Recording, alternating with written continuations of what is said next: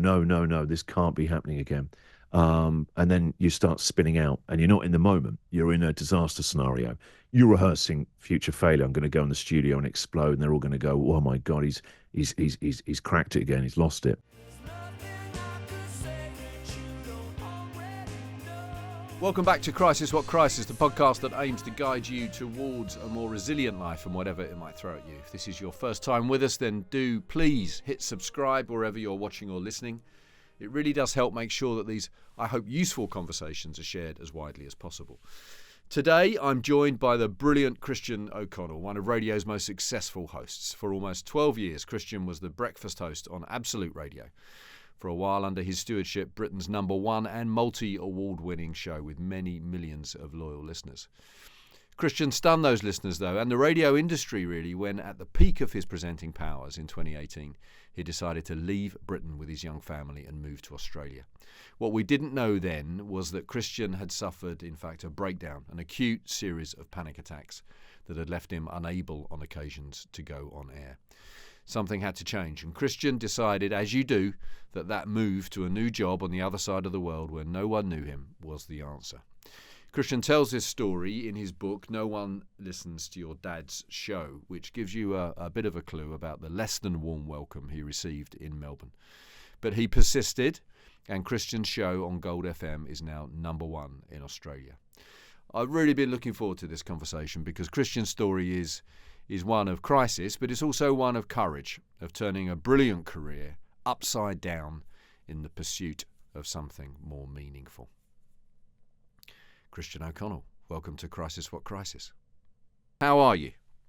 I'm really well. Thanks for inviting me on. This is a great thing you do, Andy. And obviously, you're someone who's had a few zigzags as well, like me. And I think they're the interesting people to talk to because you've been there. You know what it's like to have your own dark places and how to find the light within that. So I think that the wonderful thing about podcasting now and shows like yours, and hopefully what I do on the radio as well, is you've got these conversations where they're actually about the stuff that we've never ever been able to properly talk about and go into depth, and it is transformative. A single conversation can change somebody's life now. So I'm happy to jump on your boat for an hour or so and go wherever you want. Oh, Christian, just fantastic. Thank you. Now, look, I think when we're having a conversation about crisis, it's important that we try to establish a bit of connection, especially with you being on the other side of the world. So I'm going to try and do that. We were both born on council estates, but have only fond memories of them. Both our dads work for the Ford Motor Company. We both share a firm belief, passionate belief, that the greatest ever boy's toy was Evel Knievel's stunt cycle. Even though, I don't know if you remember, the TV ad was grossly misleading. Yes, it was. Literally, the thing would fly into the air. I mean, Yeah, it never did for me. You'd be going over Snake Canyon. Over Snake Canyon, exactly. And we were both sacked from hospital radio. The fact that you actually had some broadcasting talent is where our paths start to, I don't know, diverge. Let's start, shall we, with that moment, the hospital radio. First crisis for you, was it? First professional crisis? Yeah, it's the only job, I'm happy to say, that I got sacked from, which is after 26 years now in breakfast radio, both sides of the world. And here in Australia, it's even more competitive than anywhere else in the world. It was a miracle that I even survived the first year here. So yeah, the one and only sacking, which is odd really because hospital radio, if people aren't familiar with this, right, is a voluntary organisation. Can you sack a volunteer? How do you actually fire a volunteer? We don't want you coming in for free anymore. Okay. Yes. But yes, I was a teenager and I did a request show on a Sunday night, and literally there was no one listening. Why would you? Why would you listen to a teenage amateur? When you could flick around and hear, Ken Bruce, whoever on Radio 2, or Johnny Walker. Why would you listen to some kid? And so I used to make up the requests because I had to go and wander the wards. And people are sick. They didn't want to chat to some bored teenager like me going, can I play you a song? They were like, no. And so you just have to make up requests. And I remember being so bored because there was no one listening. I stopped a Frankie Valli song midway through it and went, that was for Elsie, but she's just died. So there's no point playing the rest of it. And I thought, I thought this was quite funny, but we happened to have a listener. We had a listener, and they complained, and I got sacked the next day. And I thought that I'd done it. I was done for in radio in the UK. I'd never ever get to actually do it. So it took me many years later to regain my composure and actually get my own radio show. It was quite a journey, but yeah, it did start in hospital radio, but it really started. The fire in radio for me was lit by Steve Wright in the afternoon, that Radio 1 show. I'd never heard radio like that. And He just changed the game, didn't he? Yeah. yeah, he really did. And he was subversive, funny, so warm. And it was a great joy of my career as it started to happen for me that I got to know Steve. And Steve was very, very kind to me. And so obviously a couple of months ago when I found out the awful news about Steve, I was absolutely devastated as a listener and a friend. And he was a mentor to me at times. But no Steve Wright, there's no me in radio. We have those moments, those sparks Yes. that are lit by somebody. And it was like, oh, I didn't know you could do it like that. I'd only heard radio, it was really boring. And Steve was, right up until his still this magnetic, cheeky, energetic. And he made me feel a kid like that posse he had. I just want to get in it. I just want to get in that studio. That's a gang I want to be in. Yeah. Yeah, it was that. And radio still to this day, I'm trying to recreate what Steve did all those years ago in the 80s for me. Yeah, that's a lovely tribute. Stand-up was an early career option for you. Quite young, right? When you thought, actually, maybe I'll give that a go. You went to the Fringe how old were you the first time you went to the Fringe? Early 20s? I would have been in my early 20s, which was still the early days of the Fringe. That would have been the early 90s before the big stand-up comedy boom. It's the mega industry it is now. But in the early 90s, it wasn't really a career path. It was seen as an odd. How do you make a living out of that? There weren't all the comedy clubs that were yet to come in the late 90s in London. But yeah, I did my first stand-up gig in the back room of a pub after a amateur magician when I was 18. I've always loved stand-up. And it's something I've drifted in and out of over the last couple of years. When we look back now as an adult, and I just turned 51. So the wonderful thing about getting into this period of life is that you can look back. There's a proper long path now to look back on, and you're like, wow, I've come quite a long way actually. And there's lots of little moments you can join things that you didn't fully understand at the time. And despite really, I can probably see that anxiety was around in my life and in my nervous system as a teenager, but in the 80s that word hadn't been invented. You were told just to stop being so sensitive and man up. So the early signs of the anxiety then that you've hinted at there, how would that manifest itself as a younger man when you sort of look back? I guess it would be an unease in my system and fear, and not knowing what to do. And so when I got to like 17, 18, that would mean drinking 2 liters of cider on a park bench with my friends. That's what we did. You looked for those things you didn't realize at the time what you were trying to do with that, to try and relax yourself, to try and basically not feel what was trying to come through you. It wasn't until many, many years later that I had to learn that's a skill. You have to learn that. And it's something which is always going to be around in my life. And I've got different ways of dealing with that and being with it now, which is a lot kinder to be. But at the time, then you don't really know what's going on. You're almost frightened of yourself, actually. And so you're trying to avoid it. Years later, that would manifest. You won't be surprised to hear this. I'm sure that a lot of listeners do this with trying to outwork it. Just do more. And you almost try and find ways not to be with yourself. What was the sliding door moment? I know that your wife was central to it, Sarah, in terms of giving you that confidence to go all in on radio. But just give us a sense of because the sliding door bit of a cliche is often a theme on this podcast. It's just that kind of moment that can come along that can send your life in a different direction. Yeah, because I think they're the best things in life in conversation to talk about that. I always have asking people I've not met before, couples, how do you two meet? Because straight away you just get this conversation and stories. And I think stories are actually how we reveal ourselves. Even the stories we don't want to tell are the stories we're frightened to tell. And so sliding door stories are amazing, right? They're amazing because day to day we can always moan the bad luck that's befallen us and like, why now? What fresh hell is this? And then when you have those sliding doors moments, you go, wow, something was something guiding that? How did that happen? And so, yeah, I love talking about sliding doors moments. No, for me, it was being in a pub in London after a couple of beers and meeting a crazy Australian that ran a couple of radio stations. I, at the time, was doing radio sales, just selling advertising on radio stations, dreaming of getting into the studio. But no one gets on radio by going into sales. They're not looking for someone who's got great PowerPoint to come on and look after the breakfast show one day. It's not Howard Stern or Evans or Wogan to get discovered from the sales team. And so, but I'd had a few beers inside me and I was chatting to this Australian and I said, I'm funnier than a lot of those breakfast shows you have around the country. And this group that I work for owned about 12 local radio stations. And he was like, Australians are quite, and odd now that I'm not working the other side in Australian radio. I was like, all right, mate, well, you can go down and audition for it, mate. You're either funny or you're not. I don't really care. And so I did. I went and auditioned for a breakfast show. And the moment I go in that studio, Andy, this will sound cliched. And I don't know if you've had this in your life before, where suddenly you knew this was going to be the place that I'd spend a lot of the rest of my life. And I had no evidence. I had been offered the job, but I felt, in this room, I feel strangely alive and also really, really relaxed. It's home. And I still am now in a radio studio. Still feel like that. Yeah, I did. I had exactly the same thing in a newspaper print hall at the Evening Echo in Basildon. It was exactly the same thing. Just the kind of Then how old are you? environment. Yeah.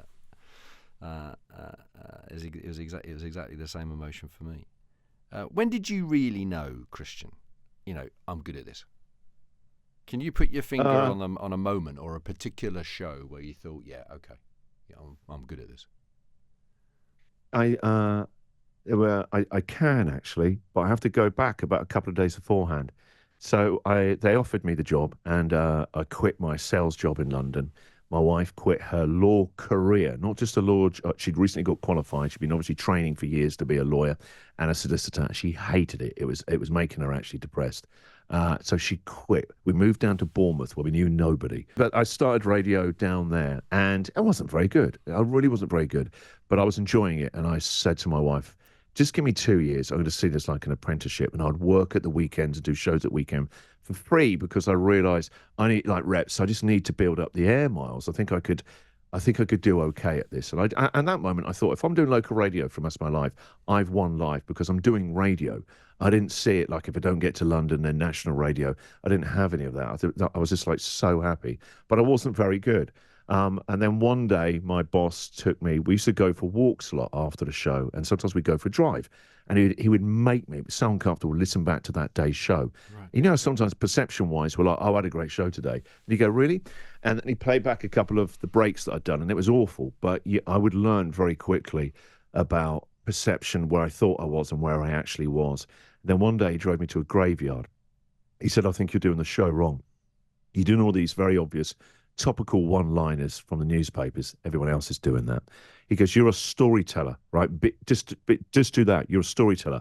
That's why you love Billy Connolly. Just tell stories and then invite the listeners to share their stories, own stories. That's what you do at your best. It's when you're funniest. And he showed me this graveyard, and I was like, what the hell are we doing here?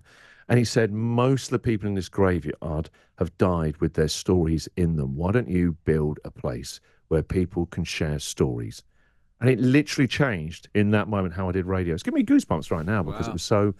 And that is, I live true to that every day now on the radio show. And so I remember 2 days later, I did this story about an argument with my wife, and I didn't have anything prepared. I just told the story, and it created this big reaction. People calling the radio station during the day to have their say on who was right, my wife or I. And I remember thinking then, oh my God, this is such a better way to do it than doing one-liners about Michael Jackson. Your rise was pretty meteoric. I think I'm right in saying that it was Bournemouth to Liverpool to London. Have I got that right? Yeah. Yeah. Yeah, about 2.5, 3 years, yeah. Yeah. I mentioned the Absolute Show earlier. You've won 11 Sony Radio Academy Gold Awards. You're the youngest presenter to be inducted into the UK Radio Hall of Fame. This is pretty heady stuff. I mean, did you appreciate it at the time? Did you enjoy it? Not enough. I remember reading David Letterman's book, right? And it was really sad because I idolized Letterman, like a lot of presenters. And the saddest thing for me was like he admitted that he didn't enjoy it enough. And there were times when I didn't enjoy it enough there was a period where you're in the comparison game. I'm in the ratings game, and there's what Chris Moyles is up to or Johnny Vaughan. And there's ratings out, and there's a lot of pressure, a lot of expectation. And then it was like I was doing TV, and it was like, oh, why aren't I getting those TV shows? I'm, I remember once being so upset that I didn't get you've you've been framed. It went to Vernon Kay. It was me or Vernon Kay. I look back now, I'm thinking, I didn't even want to do that bloody show, right? Yeah. What? I didn't even want to do it. And I remember when I got called to do it, and I'd been to the Range Rover garage to pick out the Range Rover I was going to get if I got you'd been framed. Then I had to cancel it. I had to ring the guy, and I went, no, I can't do that. I won't be able to get that now. And I was partly so gutted and then so relieved. And you're talking about sliding doors. There are sliding doors, actually, when you look back and go, thank God. I would have gone down a different path. And I remember months later watching Paul Vernon on that show, and he looked dead behind the eyes. And I was like, but for the grace of God, God. Does the TV bit though? Because there was that period where you were doing both radio and TV. Are you glad that the road took you firmly into and kept you really in the radio studio in the end, or did you enjoy the TV? Did you want a bit more of that? Actually, I mean, you joke about that one show, but do you still kind of think actually maybe there's something still there for me on television, or do you just see the two mediums as completely different now? Years ago, well, the first TV show I ever did, I was discovered by Chris Evans, and he gave me a TV show, 2002. I'd done no TV, Andy, and then suddenly I replaced Chris Moyles on a show on Channel 5 that no one will remember, and nor should you, called Live With. But it was great fun. It was live 5 nights a week for half an hour. So I was doing the breakfast show on XFM in London at the time, hanging out with Ricky Gervais and Stephen Merchant, and Carl Pilkington was my producer on my breakfast show then, and it was a great time. I was doing breakfast show in the morning, live TV. There's not much of it around anymore, and it was so exciting. It was a great time. And then other TV shows I did that were all pre-recorded, and I hate that. It was all, can you do it again? And it all happens in the live for me. That's why I love radio. So I gave TV up. I just wasn't enjoying it, and also not enjoying who it was turning me into. Somebody that I didn't want to become. Just I didn't want to be explain that that a bit more. person. Who was it turning? I was a persona, and someone who was actually quite joyless, and become self-obsessed. And I would see myself on TV doing a sort of performance of somebody, and I was hating that person. And I think that's not even me. What? And then at least what radio gave me was a way to find myself, and it still does. It did again when I moved here to Australia. And so I've been very, very grateful to my radio. My radio career, actually. It's actually saved my life a couple of times. I think if you're lucky in life to find work that brings you alive, right? Whatever you choose to do in life, and if you are lucky enough to have a vocation, right? What you love will destroy you at times as well. It just does. A lot of my career has been characterized by burnout and overwhelm. And so, I'm not very good at reining myself back in sometimes and looking after myself. And so, but I've been doing this for 26 years and I love it, right? I absolutely do love it. But it is, I think with anything, if you deeply enjoy what you're doing, it's there for you. If you look after it, it is the thing that sometimes is there when you don't have a safe space in other areas of your life. And during COVID, suddenly 2 years into my time here in Australia, I find myself in Melbourne, the most locked down city in the world, over 300 days in 6 different lockdowns. And my children who were teenagers were falling apart. Life was so hard. I was so grateful that for a couple of hours, I had a radio show that I could go and still do something I loved in just for a couple of hours. Second time was in my mid-40s when suddenly, actually, I couldn't do radio. I almost quit doing it, which was heartbreaking, and it was a death of identity and joy when I suddenly, out of nowhere, started to have very bad panic attacks, and they only would happen about half an hour before the show. And I'd never been nervous before a radio show ever. Suddenly, I'd walk into my radio station, and I started to have panic attacks. I didn't even know what they were at the time, and I would walk back out, blaming that I wasn't feeling very well and going home, and I was breaking apart. I won't call it a breakdown now, but I was breaking apart. And I say I didn't, it came out of nowhere. There were, I think it was like Chernobyl, there were signs that were flickering for about a year or two beforehand, but I was like, don't worry about that. I'll just work a bit harder. Just pause for a second. Tell me about those signs. I want to try and understand the journey into what was a breakdown. So those early warning signs, how did they I manifest think themselves? I think for most of us, if we're honest, that it's a quiet voice, isn't it? It's a whisper. Fear actually is a whisper, and then it gets louder, and then you try and drown it out, or whatever we overworking, whatever you do. And so I would say about a year or two before that, I just started to feel very unhappy, and I wasn't enjoying radio for the first time in my life. And I felt that my life had actually become very constrictive and too small. And all the stuff that I'd worked so hard for. We had a lovely house in Surrey, in good old Dorking. My kids went to great schools. I had a nice kitchen renovation with a kitchen island. And as a working class kid, having a kitchen island was like I'd made it. And we had nice holidays. And I was like, this is it. And then things start to shake.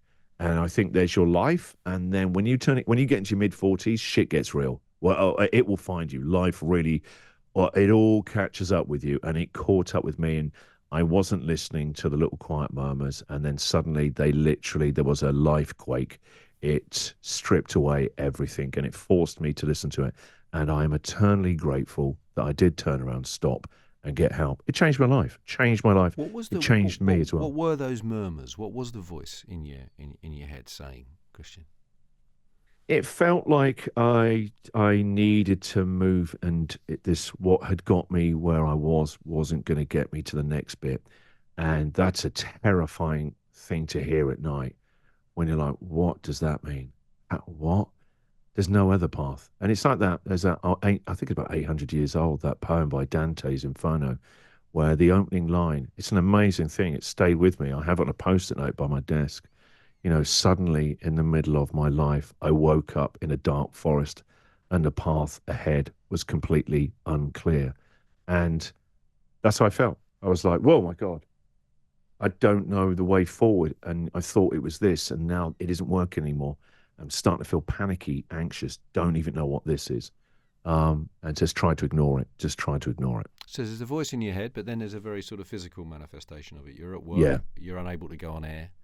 yeah, You tell this story in your book. You're in a side room waiting to go on air, and you're crouching over a bin being sick. You're in a state of utter terror. Just sort of yeah. talk me through that day, because that, I think, was the moment at which you realise I've got to start to do something about this. It's probably about the seventh time it happened. And I realized that I actually thought I might have to just quit live radio, and there was no other option open to me. And bless her, my wife, who is a real rock for me, she was great. She would have been terrified. And she said, look, we can sell the house and you can retrain. And I remember thinking, retrain to what? Retrain to what? I'm in my mid 40s. Who wants to, the guy in his mid 40s to retrain? This is all I've ever done. This is the only thing I've been good at. I stacked it all on this. Retrain is what? And I remember my wife said to me, right, she goes, we laugh about it now. She goes, you've always said you wouldn't have mind being a hairdresser. I went, being a hairdresser, you don't retrain. Have you seen it? The trainee hairdressers are like 17, 18. They're not 45. And you don't pay the mortgage we've got on this house in Dorking and two kids in private education on being a trainee hairdresser. There's no midlife crisis of me becoming a trainee hairdresser, and then she said that thing, which is the hardest thing for you to hear. But the most important thing is, I think you need help. And at the time, my ego took it as, I think you've just fucked up. And it's not what she meant. It's not what she said, but it's what I interpreted it as that. And I remember going to see a therapist for the first time. And I was so angry because I thought therapy, and I told him in the first minute or two, he goes, you don't want to be here, do you? And I went, no. I said, I think therapy is for people who've fucked up, and I'm not a fuck up. And he goes, well, why are you here? And I said, this thing's happened, and I just want it cut out. This is fear. I just want it cut out of me. That's what I actually want. And he laughed. He said, he goes, I'll go and get a knife. Where do you think it is in your body? I'll cut it out for you, and I'll be the richest surgeon in the world if I can cure people of panic attacks just by cutting it out of them. He goes, and also it's not an it. It's part of you, and that is going to be your journey, is befriending that part of you that actually has got something of value to say to you. So it took quite a journey, but going to get therapy, and my wife nudging me and saying you need to get therapy changed my life. It changed who I am as a dad. And I got back on the radio. And then I had this beautiful moment where about a year later, I suddenly went for my therapy session and I said, think we're going to move to Australia. I'm going to just start all over again. And this therapist, they're not meant to over emote to anything you say. He actually spat his coffee out all over the wall. And he went, what? He goes, you don't have to do that to prove to people that you're now superhuman. He goes, why would you do that? I remember then thinking, is this an overreaction? But it wasn't. I woke back up in my life in a more positive way, and I really realized actually I need, I want more for my life, actually. I just want to better understand, because I think it'll be useful for other people who will be going Sure. through their own version of this. What the voice is saying in your head whilst dealing with this, this physical manifestation of it, and the sort of path that you managed to find towards an understanding of it, right? Because it sounds as though the issue was, I thought I'd made it, and I don't feel like I've made it, and essentially, really, you wanted more, but you weren't quite sure what that was going to be or how you were going to get there. Or am I completely wrong about that? No, you're right. You're right. It wasn't more. Um, it wasn't more. I don't even know what the word is, but it wasn't more. I don't think more is the word of the heart and the soul. And actually, what it was listening to my heart and soul. And Something actually, meaningful. Was it about meaning? yeah, something with heart and meaning. And I've been very, very, very lucky. That show on Absolute's 2.5 million listeners, and it's a joy of my life. And I did it for 12 years, and it wasn't the radio show or anything like that. It was the age of my daughters was starting to get into their teens, and I was starting to realize, oh my word, that the kind of dad that I'm enjoying at the moment, that's not always going to be. That's not always going to be there. That's going to change 6, 8 years time. What are my wife and I going to do? I still want my life to be an adventure. It's become very predictable now. And at first, I really enjoyed that. I wanted that. There was something comfortable about that. I felt safe. But sometimes what can start off making you safe can be really constrictive. And I don't think our souls and hearts always want that for us. I think for us to keep growing and learning and unwinding, you have to push yourself to your edges sometimes in the right way. And so it was a calling of wanting more adventure, actually, and to start again. Yeah, it was to start again. What sort of stage were you at in your? I'm going to use the word recovery. It's probably the wrong word, but in kind of understanding the triggers for you around your anxiety. What state were you in when you made the decision, or not made the decision, when you actually got on the plane? Because you finished, I think, on Absolute, and the same day, I think I'm right in saying, you Yeah, then got on the plane and went to Australia. What sort of yeah. were you still suffering the occasional Oh anxiety yeah, attack at that yeah. stage? Yeah, and for most of the year and a half here on Australian radio, because the ratings, spoiler alert, they didn't go that well the first year and a half. And ratings here is big news. It's on the actual local news. It's Mm. TV news, not just the newspapers here. So suddenly I was a very high profile, unknown British guy. They didn't want a British guy here. And they were like, why? You're not telling me he's better than any of us Australians. And so they would have those graphs where the ratings were going down. There's a picture of me. And that would be every 5 weeks. And so even if you hadn't just had some pretty full on panic attacks, that would test anyone's resolve where you're like, and I was really lonely. Suddenly I had no mates. My wife was making friends really easily, like going out on a Friday night. And I was at home and I realized I had actually no friends. And men in the Middle Ages, it's really hard to make new friends. And you're the other side of the world. You got no mates. You couldn't even go and have a pint to talk to someone and go, my God, I've just had a nightmare of a week. There was no one. I remember at one point I was in an Uber and I was getting on really well with this guy, and I was so desperate, Andy. I said at the end of the trip outside my house, "Hey, why don't we swap? Why don't we swap numbers Bit and weird, go out for a Christian. Bit bit?" weird. Listen, I was lonely. Okay, crisis, what crisis? And he sort of went, "Oh, okay." Um, Gave me his number, and I messaged him, like an hour or two later because I was trying to play it cool, and I never heard back from him. And I Still thought, waiting, if are I you? Still can't even, waiting. I'm still waiting 6 years later. I can't even win over an Uber driver. I'm not sure that Australian radio is meant for me. But it was a tremendous testing ground, and I grew through it because it was so hard. And then a year and a half later, the show unbelievably went to number one, where it spent most of the last couple of years, which has been incredible. So there must have Um, been Uber drivers aside. There must have been moments in that early period of arriving in Melbourne. The show is not going well. I think it's safe to say that the audience did not respond well to you. You were getting some fairly unpleasant feedback, some pretty yes. sort of visceral, kind of Oh yeah, rejection, every really, I day. suppose. Yes. And I'm just trying to understand. You'd gone through what you'd gone through at home. You'd sought the counselling. You got some understanding. You'd worked out actually this is about meaning and adventure, as you in the way that you described. You've made that big leap, and then here you are, still dealing with the problem. Really, in fact, in one might say, kind of, you put yourself in an even more difficult situation emotionally, and yet you stuck with it. So I want to ask you about resilience then, because you got the anxiety running alongside what is obviously also for you, a fair dose of grit. Um, those two things seem to have been, in action alongside each other. Is that right? Yeah, and I think that passion was fire, and the symbolism of fire is a really big thing for me, right?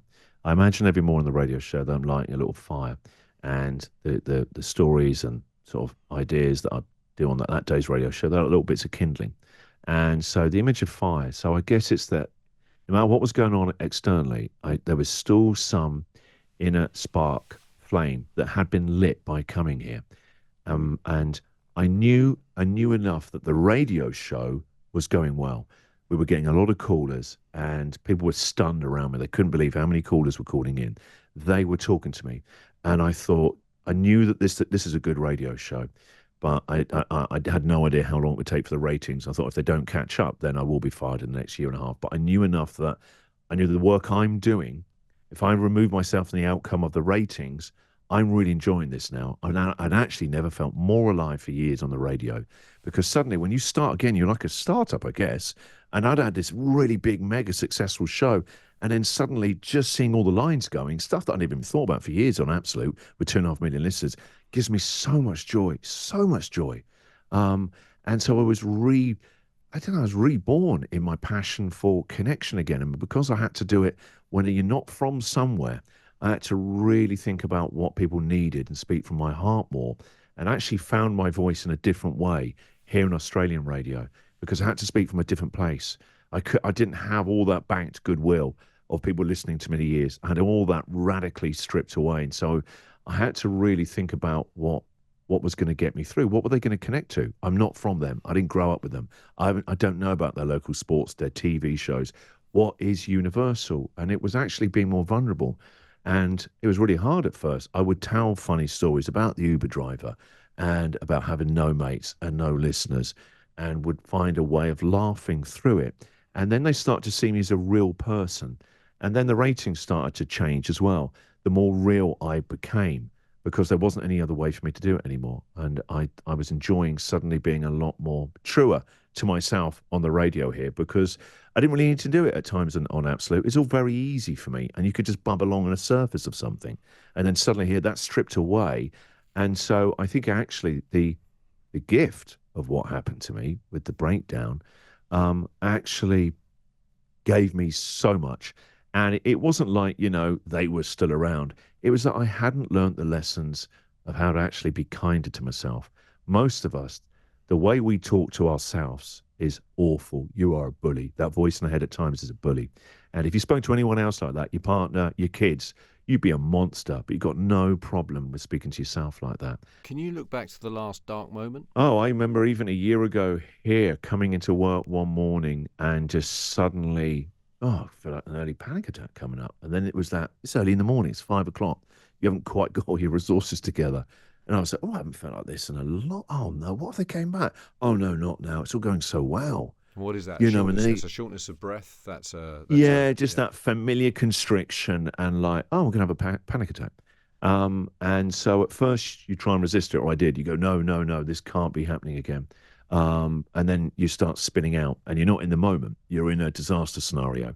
You're rehearsing future failure. I'm going to go in the studio and explode, and they're all going to go, "Oh my God, he's cracked it again. He's lost it." And I'll get fired and I'll get found out.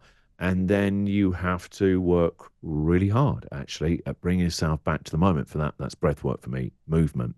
And it's a real effort to begin with. It's like suddenly this horse has gone wild in the paddock and he's smashing all the fences.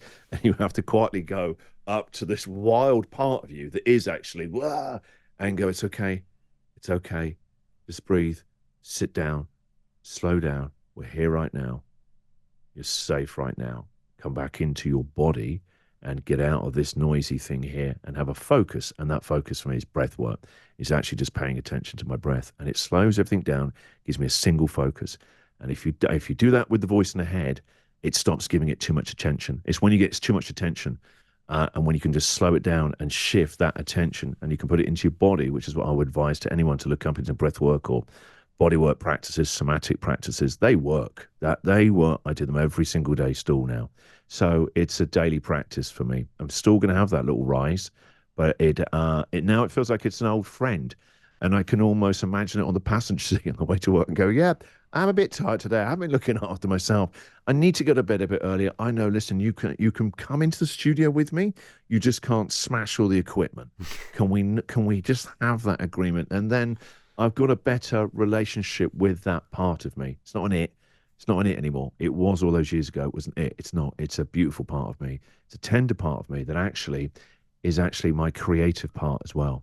And so if I can say, "Oh God, I really want you to enjoy today's show," we can feel nervous and we can also feel safe. And so you have to remind myself. I literally say it very quietly, like, "Fear is safe. Fear is safe." And you can just pat your body. You just remind yourself that actually right now, these are feelings. They are just physical sensations, and watch the stories before you start to imagine that you've been evicted from your house.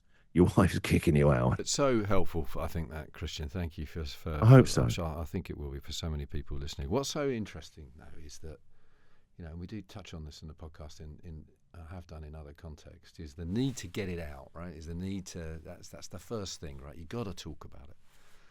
But you're not just talking about it. What you're doing is you're taking it all and sharing it with millions of people. It's it's the ultimate kind of example of sharing and getting it out of yourself, and there's that, but there's also turning it into a fat positive, right? You talked about essentially taking all that vulnerability and putting it on air and creating this incredible radio show out of it. So you're also putting it to work, right? Important for you, I'm guessing. There was years where no one knew actually, and when my book came out, my mum and dad were really upset because the first couple of chapters of the book, which is about the move to Australia, and it's a funny book. I love telling funny stories, but I thought, if I'm not, I have to tell the story about the panic attacks because that's actually leading to why I did quit a very successful show and come and the other side of the world. I have to tell the proper story. And I didn't want to put it all in there because it was like, oh my God, I think I'll start to have panic attacks, having to talk about them in interviews. But I want this to be, I have to tell this story. If you're going to tell a story, tell the real story. So I made myself put it in the first three chapters. I thought otherwise I'll talk myself out of it. And when the book came out, I thought this was a terrible mistake. So all anyone wanted to talk about was the panic attacks. And I really struggled. Started to have very bad panic attacks, fearing talking about panic attacks. It's like, why have I done this? Just as I was starting to get level ground, why does this is a recurrent thing in And my life? knowing that you'll Why go do out I and just want to? promote it, and you'll have to talk about Yeah, it more, and it'll be yeah. And it was really uncomfortable at times. But then I was getting this, I was fearing this judgment. I thought Australians who had just got to me are going to think I'm weak. And mum and dad didn't even know this has happened to me. My best friends were really upset that I was hanging out with you at the time. I didn't know you had that going on. Why didn't you say anything? And so it's one thing to put in a book, Andy, right? That's not vulnerability. That isn't vulnerability, actually. It's the same with like social media posts and people put all that stuff and click publish. That isn't actually true vulnerability. Is that part of you that goes, what if I cry if I talk about this? And at times I was in interviews, I was finding it really hard because I didn't realize this is still actually really alive in my body and in my life. This isn't just something I go, oh wow, this has been really hard and still is. But what I got was this, again, life changing connection from people. I got the biggest reception from that book from here and in the UK, anything I've ever done in my life. And it's changed it so much. It came out like 3 odd years ago that in about 2 weeks' time, I'm launching my own mentoring business, right? And that has only become because of the incredible reaction to my book and people talking about, oh my God, I didn't know someone like you would get panic attacks. You're so confident. You always know what to say. There's no Mm. script on the show. You're so successful and all these other things. They don't understand that. But how did you get on? You went back on the radio. Oh my God, of course, you went up to Australia. And so it just got this tremendous connection. It made me a better dad telling those stories. You know, even my wife said before the book comes out, you need to go and tell your kids. And there's a part of every dad that just wants to be a superhero to their kids. You just do. Mm. You don't want to go in there one day and go, listen, you got to hear about this. But actually, they still talk about it now. There was the dad sort of beforehand. Then you come in one day and you tell them, something really, really hard happened to me. But this is what I got out of it. And also, this is,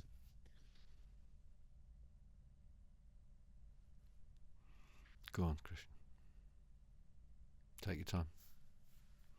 yeah, it's talking about the kids. Yeah, because Yeah, it is. it's still hard at times now. Feeling it again, getting back in touch with it.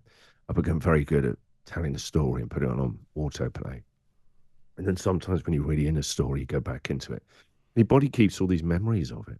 There's probably still some little layers and some little grit in there that needs to come out. So thank you for letting me have the space to do that. But yeah, it's What's causing? owning that What's the story. memory? Can I ask if it's not prying? What's the Of course you can. what's the thought in your head at the moment, Christian? Have you just gone to a particular memory, or are you just feeling the emotions of that conversation with your kids again? I think it's the emotion. If you're a parent, right, you you don't want them. I think there's a part of you that doesn't want you to think that they're them worrying about you or that you're vulnerable or you're invincible. You want to be that golden parent to them. And actually, it's actually not very helpful either. It isn't because actually there's no teenager that's going to go through teenage years now for these poor kids without having they're going to experience troubles. And now that actually both my daughters who have been through their troubles as well, they know that actually they can talk to me about it. I don't know what it's like to be them, but I do know my color of that. And so actually it gives us a connection, I guess, a shorthand where they know that, oh, dad went through this. Dad still sometimes goes through this, but it has not stopped me doing what I love to do in life. I'm still on the radio. I still love doing the radio. And like I said, in 2 weeks' time, I'm starting a mentoring thing. So just because you can have these, I don't know, whatever you want to call them, these issues, whatever I don't think that's even the right word to call it, but you can still have a full life. You can still have both. They don't mean that you can't have joy. You can't do high performing jobs or things. You can do all of that. It's exactly right. I want to talk about the mentoring business and tell me what you're doing with that. Tell me what the thought is that sits behind it. I'm calling it Finding Fire because actually in my dark times, that's what helped me was just still imagine there was this little flicker, and I still do that now. Like I said, in fire symbolism is really important for me. That's how I start a radio show. It's just a little fire. There's me, and I'm not sat on top of it.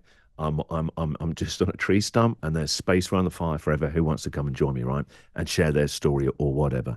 But actually, the first course is going to be called "The Heart of Speaking." It's about something that I am very passionate about. We've been talking about during the last, all this conversation, and spending half my life on the radio and how my voice has changed, and that's about finding more of yourself is how you find your voice. It's actually not about learning the techniques. There's so much literature about finding a voice in writing. I always thought, but the number one way we express ourselves or struggle to as leaders, as creatives, whatever, as parents, is actually it's your speaking voice. And I'm so passionate about it from coaching comedians, presenters over the years, friends of mine who are chief execs who are very high performing but struggle sometimes doing presentations or doing team meetings. Is I've helped them privately and I've really, really deeply enjoyed it. And so, yeah, in July and August, I start my first ever So small live groups. finding your voice. Give me the sort of three your three sort of, it's a cheesy expression, your three top tips, the things that you got to have in your mind to approach your storytelling in the most effective way. What's the Christian I O'Connell think kind of operating system, if you like? I um I think the most important thing is to understand that you need to connect to yourself first and foremost before you can have any hope at getting connection to other people. And that I've learned and has to have to keep being taught that by my teenage daughters. And I don't mean that in a flippant way. You know, they're almost 18 and 20 this year, right? So I'm still getting it wrong. And like, okay, I haven't quite connected to myself. I went in there trying to fix them. They don't need fixing. That isn't going to work. It's just going to bring disconnection. So, right, come back to myself. And so you have to connect to yourself, first of all, before you try and connect to other people. The other thing is people who get nervous about speaking. I don't just mean purely public speaking, it could be to your boss, your teammates, whatever. Are normally people that are fixated on and overly worried on impressing somebody else. And the best kind of conversations you have with your friends, your partners, where it's just you're in flow. You're totally in flow. It's words and stories are coming through you, to you. You're not even thinking about it. The worst thing you can do about speaking is thinking about speaking. That's when, yeah, that doesn't go very well. If I start trying to think about tomorrow's radio show and thinking about speaking, I'm trying to control it. I'm narrowing all the flow happening. I'm constrictive. I'm not trusting myself. I'm going to do it on Zoom. Going to do it here in Australia. And if people want me to do it in the UK, and there's inquiries from the UK as well, I'll set one up for the UK. But it's going to be over 4 weeks, fortnightly, couple of hours on Zoom. The one thing we learned through the bit of hard lessons through that, that actually I've become very good on Zoom. Very good. Well, good luck with it. Thanks. Do you think there's a chance that you'll do it again? That you'll decide actually time for another adventure? I do hope so. Yeah. Because Yeah, I the don't kids know what obviously, as that you is. just said, are getting older, right? A little bit more Hey, freedom, don't rub it perhaps, in in. the Yeah, future for you know, you I'm and in Sarah. tears again, Andy. It all goes too fast, Christian. It all goes too It fast. does. It does. It does. Especially when suddenly, like I said, I'm 51 in April this year, and you're like, wow, okay. You're just getting Right. started. You want to grow younger towards death. I think it was like someone like Mary Oliver or David White that said that. And I understand the essence of what they were saying about you've got all this life experience, but don't become cynical and jaded. Still be that kind of wide-eyed, open to wonder and curiosity, and like, oh, I wonder if I could enjoy this. Could this be part of my life? So, yeah, I hope that the rest of my life is still an adventure. If it wasn't, what's the opposite to that? What is it? But do you think it might be an uprooting? Do you think you might say, hang on, let's, Oh no. Oh no. for example, America.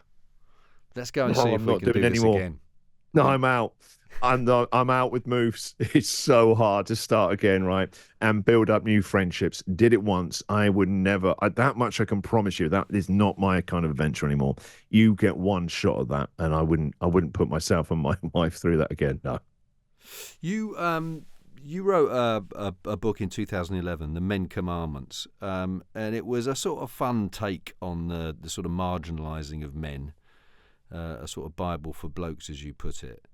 But it was, in line with the way that you communicate. It was laced with humour, but there was a pretty serious message that sat underneath it as well. The difficulty for men to voice the stuff, the kind of stuff that we've been talking about, during the course of this conversation. That was 2011. We are where we are now. I think things have improved. Do you feel like things have improved? Because if you look at the statistics, men of a certain age. I'm a little bit older than you, but men of a certain age. That it's mid-50s is a very difficult time actually for an awful lot of blokes who just kind of think, well, I'll put it its simplest. Is that it? Obviously, it's more complex than that. Kids are getting a bit older, all the rest of it. You concerned, or are you feeling that actually we're on a more positive track now? Both. I'm very concerned. Here in Australia, there is a massive, and it's actually getting worse, men's mental health crisis, and the danger zone is men early 40s to mid 50s, and it's really bad here. It's you're talking 7 to 8 men in that age group a week in Australia, a week taking their own lives. So it is not getting any better, and no one in life, men or women, have it easy in this life. But I think we can agree that men find it very, very hard to ask for help. And there is a patriarchy. But also there is a real mental health crisis. You see it in the other ways that you see what's happening, the way that men are treating women, they're treating their kids at times, underlying all of that. Part of that is there is a real problem with men in that how we are raised and how we're not allowed to feel our emotions safely, and that can only manifest itself in bad ways. It's whether that's alcoholism, whether that's self harm.